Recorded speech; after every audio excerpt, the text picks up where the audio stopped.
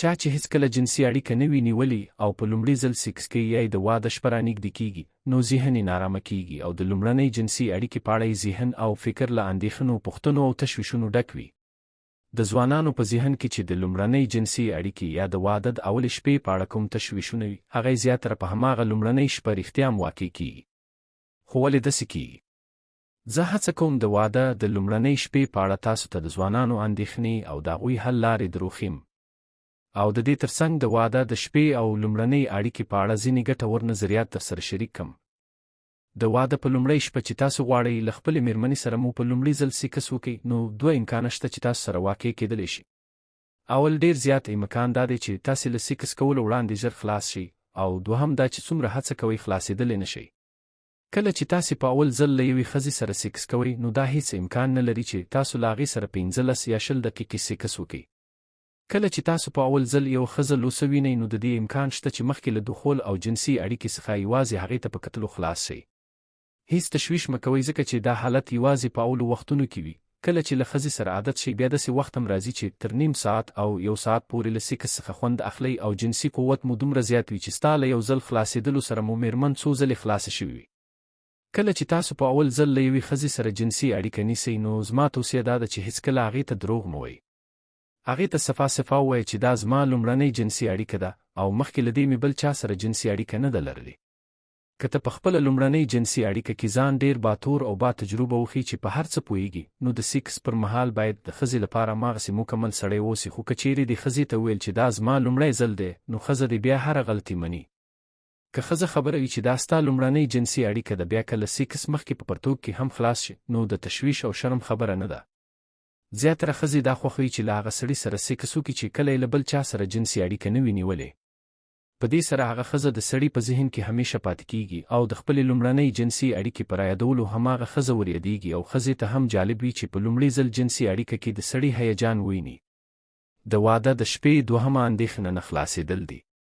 کله کله داسې هم کېږي چې د لومړنۍ اړیکې پر مهال د یو کس حواس دومره بېځایه وي چې په خپلې جنسي اړیکې باندې تمرکز نشي کولی. په دې حالت کې شخص د ښځې په سموسه کې خپله کیله ایښې وي او ټینګې ضربې ورکوي خو هیڅ هم نه احساسوي. سړی له سیکس څخه خوند نه اخلي، احساسات یې نه وي راپارېدلي نو ځکه خلاصېدلی نه شي. درېیمه ستونزه چې زیاتره ځوانان ورسره د واده په شپه مخ کېږي هغه د بادرنګ نه لکېدل دي. په دې حالت کې سړی نشي کولی چې خپل بادرنګ د ښځې په شفتالو کې ورکړي او یو سالمه جنسي اړیکه ټینګه کړي. د دې لامل هم د پورته ذکر شوو حالاتو په څیر د تشویش او خفګان لرل دي. زموږ په وطن کې زیاتره خلک د دې لامل کوډې او جادو بولي او وایي چې د واده په هلک باندې کوډې شوي او یې بند کړی. د افغانستان په شمال کې چې کله د هلک او نجلۍ نکاح تړل کېږي له ټولو ګډونوالو غوښتل کېږي چې خپل لاسونه خپلې مخې ته ونیسي. دوی داسې ګمان کوي چې که چا خپل لاسونه سره غوټه کړي نو دا د واده په هلک باندې کوډې کوي او هغه بندوي. په جنسي اړیکو کې په سیکسي فلمونو باندې ډېره تکیه مه کوئ. تاسو به یې منئ یا نه خو د ژر خلاصېدلو، نه خلاصېدلو یا د بادرنګ نه لکېدلو یو غټ لامل د سیکسي فلمونو کتل دي.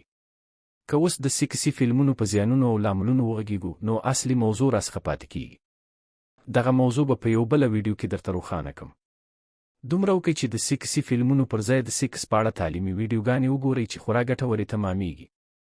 که چیرته د واده په لومړۍ شپه د ښځې په لیدلو سره په پرتاګه کې خلاص شوئ نو د دې پر ځای چې خپل جرأت له لاسه ورکړئ، رنګ مو زیړ شي او بېواکه شئ، ښه دا ده چې خپلې مېرمنې ته مو ورنږدې شئ، هغې ته ووایئ چې زه مخکې له دغسې حالت سره نه وم مخ شوی، ته ډېره ښایسته یې، ستا په لیدلو مې خپل ځان کنټرول نه شو کړلی، ته دومره ښکلې چې فقط ستا په تصور باندې زه د خوند او چې ته رسېږم، ته ځانګړې ښځه یې، زه یوازې ستا په اړه دغسې احساس لرم، زه اوس لږ وارخطا او اندېښمن یم او نابلده یم چې تا سره بلد شم، بیا به ډېره ښه جنسي رابطه ولرو. په دغسې خبرو تاسو یوازې هغه څه وایي چې حقیقت دي. له یوې خوا په خپل ځان باور پیدا کوئ او له بلې خوا به مېرمن په دې باندې راضي شي چې تاسو کومه جنسي ستونزه نه لرئ. په ټوله کې د لومړنۍ اړیکې په اړه تشویش مه کوئ. څومره چې تاسو د لومړي ځل سیکس کولو لپاره تشویش کوئ هماغومره مو د لومړۍ اړیکې پر مهال ستونزې زیاتېږي. هر څه عادي وګڼئ او په ډېره سړه سینه داسې یوې اړیکې ته ورننوځئ. دا د ژوند ډېره ځانګړې او داسې مرحله ده چې بیا نه تکرارېږي، نو خوند ترې واخلئ او په ټولو حواسو یې حس کړئ. هڅه مه کوئ چې د لومړۍ جنسي اړیکې په اړه دومره هیجاني شئ چې د ښه والي پر ځای یې خرابه کړئ.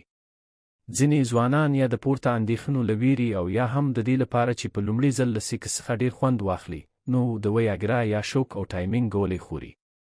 ډیر ډیر ډیر پام وکړئ چې په خپله لومړنۍ اړیکه کې د داسې درملو له کارولو څخه ځان وساتئ. پرېږدئ چې لومړنۍ اړیکه مو په طبیعي ډول سرته ورسیږي. په دې اړیکه کې هر اضافه شی ستاسو لومړنۍ جنسي اړیکه بربادولی شي. لومړی خپل ځان وازمایئ او بیا په متبادلو لارو فکر وکړئ. په لومړنۍ جنسي اړیکه کې هیڅ درمل نه توصیه کیږي. ځانونه ترې وژغورئ او خپله جنسي اړیکه مه بې خونده کوئ.